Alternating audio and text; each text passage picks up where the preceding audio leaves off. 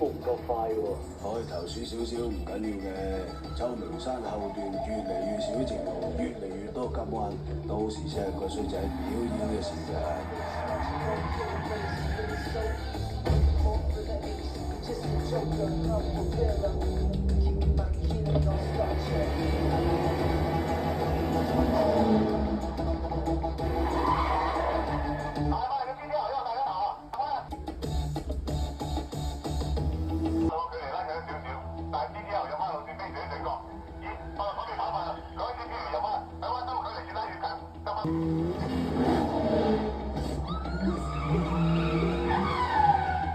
個傻仔真係咁快？幾年前佢同我講話睇嘢唔清楚，我帶佢去配眼鏡啦。你點解最近睇所有嘢都好似越嚟越慢咁樣？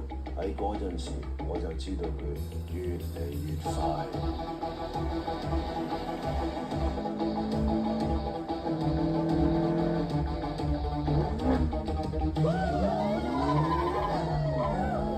上次喺呢個彎輸俾佢，今次一定唔會再輸。